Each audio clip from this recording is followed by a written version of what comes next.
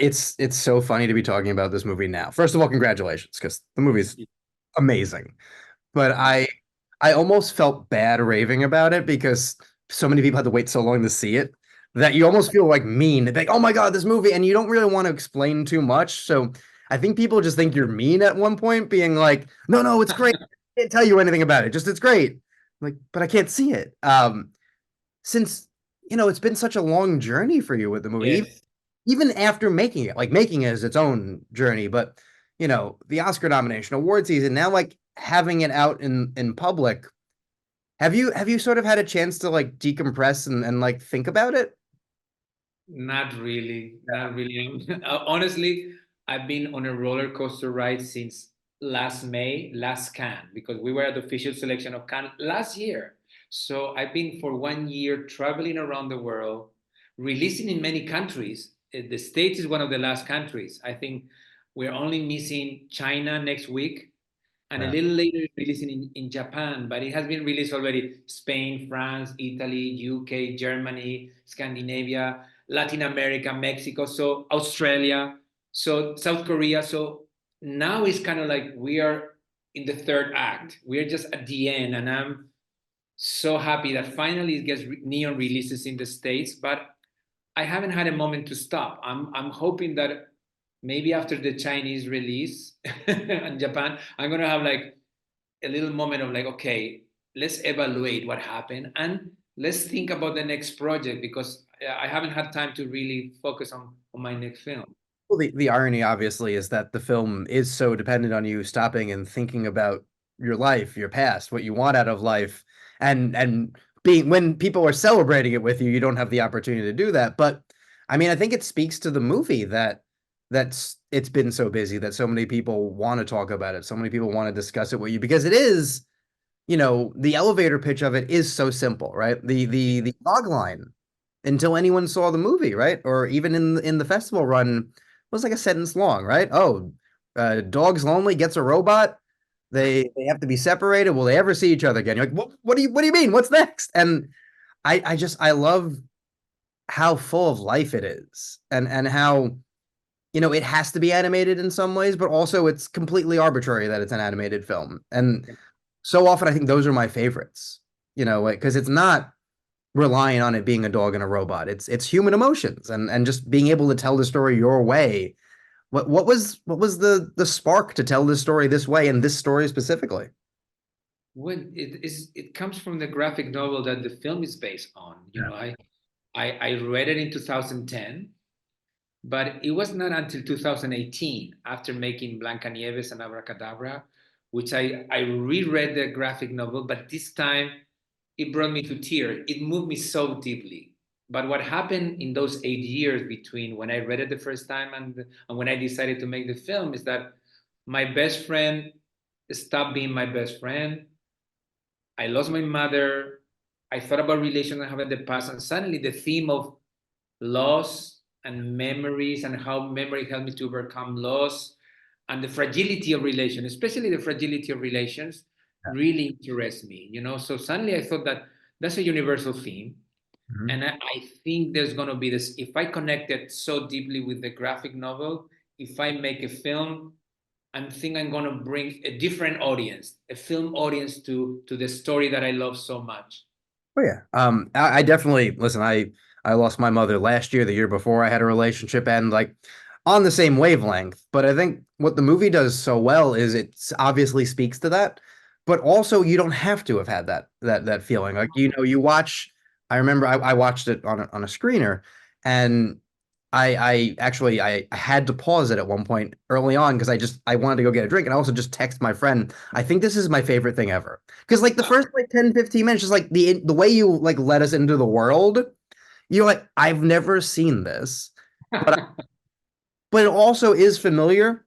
I think especially if you liked animation growing up and you were always looking for like what was different or what was edgy was the big thing, right? Initially, it was like, oh, what's animation for adults? And it's only in the last handful of years that like animation for adults doesn't have to just mean dirty, which is cool Yeah, too.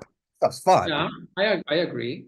Watching it and going, okay, dog is an adult in an adult city. It doesn't mean he has to say like the F word or anything, but like you're very clearly like, wait, this is like the 1980s. I'm so in the world, and now there's just, he can buy a robot. You just you accept everything so easily. Like, you're in. You're like, I want this to be 9 hours of just what his day is.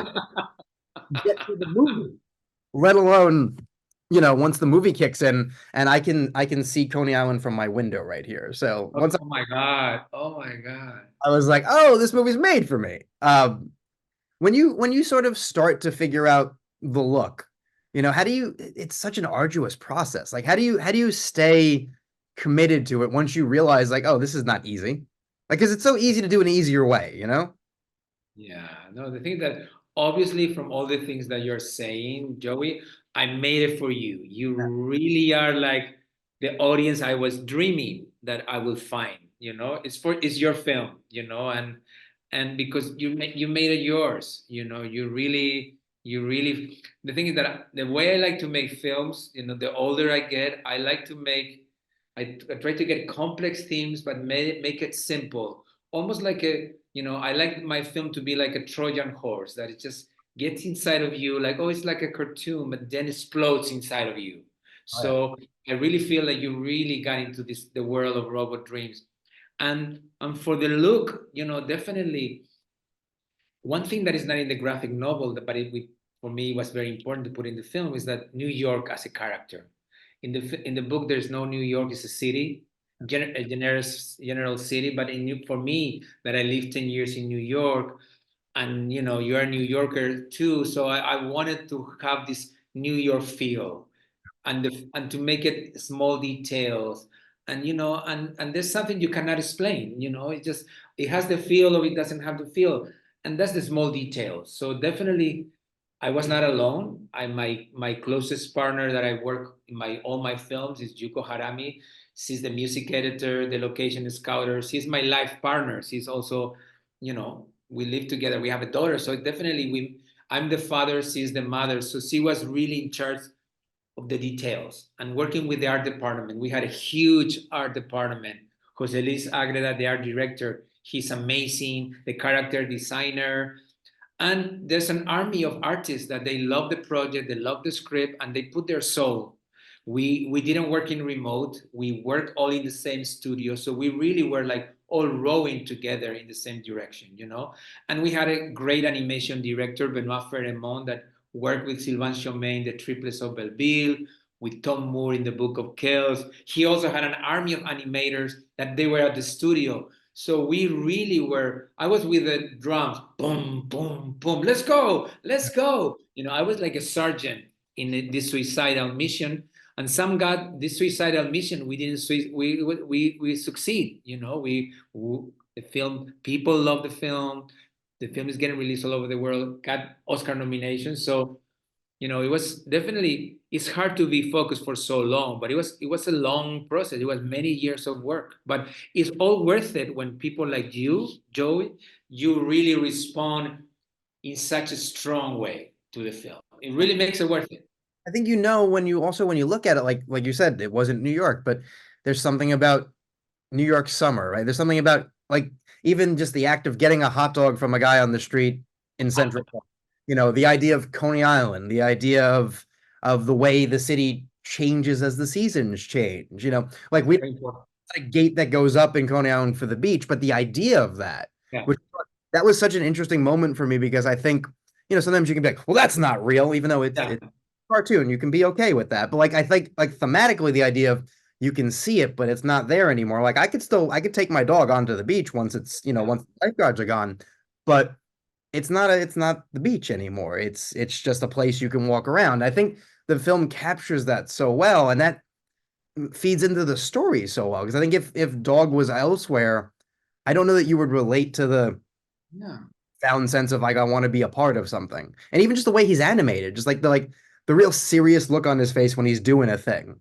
Like, almost like you're like, I'm gonna beat this, like, not having a friend thing. Like, whether it's going skiing, it's just like there's a determination on his face that just you see in people walking the streets of, you're like, oh, you're in it. And, like, I don't want to get out of your way. I don't know what's going on. I think that's just so, it's such a simple thing that makes you just in it, that I don't know who else would have done it that way.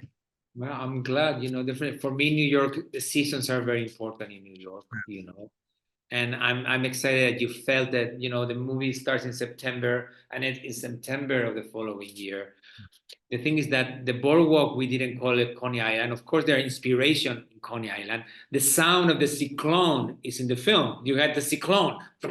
We all know that we've been on the cyclone, but it is, we call it Ocean Beach. We wanted to create some kind of boardwalk because, of course, we know that Coney Island doesn't close, but of course, it was necessary that in the graphic novel appear, and we needed to create some kind of Ocean Beach playland that could be boardwalks that are close to New York. Yeah. So, but definitely the important thing is that the audience, feel. And I think for me, cinema is a sensorial experience. I don't, and the fact that it has no dialogue, Robot Dreams is like a musical. You just get in this dreamy. I want the idea that people, when they come to watch this film, they have 1 hour dreaming awake. Mhm. They're dreaming awake and they're getting a feeling. So and it's an experience. I think Robot Dreams is very different from other films that have dialogue. Yeah. It's a different thing.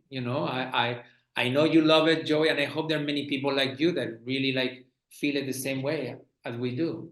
I think the Trojan horse aspect that you mentioned also is very true because once you get to the ending, I was thinking I thought a lot about La La Land at the end. I thought that had a very, very similar feel of like, oh, what do you think is going on here? But I think what you want to bring to this film, it allows you to, if it's a friendship, if you want to look at it far more as a romantic situation, like the movie allows it without Yeah, ever telling you you're right or wrong. And I think what's so profound about it is that by not specifying the whole, hour or so, hour 15 or so setup to get to the denouement is how you want to feel. Or do you feel like dog? Do you feel like robot? What do you how you want to interpret the actual dreams? It's stunning. So I know we have to wrap up in a minute, but just like have what is the experience like when people tell you that it connects? Because oh, you don't know until you make it, right? You spend all this time. What if people hated it? you don't know, of course. I just love it. I love it. Because you're a journalist, but before a journalist, you're an audience. You're a film lover, the same as me. Before a director, I'm a film lover. I love cinema above anything. So to get this dialogue and to know that I'm connecting with people, that I'm going in the right direction, it's like you're telling me, Pablo, you're doing fine. Keep going. Keep this direction. It Yes, helps me. you are. I only made personal films. I made 4 films written, directed by me. They're like my babies. They're acts of love, and my that's my vision of the world. So I always hope that people will find me. I never thought about market. I never thought about audience as a concept. I thought about me, the films that I would love to watch, and I find people like you that you connect with my world, and I'm so happy, and I'm happy that we have a chance to communicate. So for a director to get this feedback is the reason why we make films. It's the only reason. I Well, worked 5 years. I worked 5 years so you can spend 1 hour and a half, and you can watch, maybe hopefully you watch the film a few times and you can talk about it. So and the film becomes part of who you are. You have memories of the film, and that's what the film is about. 1,000%. Please keep making these. This is one of my favorite things in several years. Pleasure to talk about it. And I love Robot Dream. What can I say? Thank you, Joey. It was a pleasure to talk with you. Likewise. Thanks. Take care. Bye.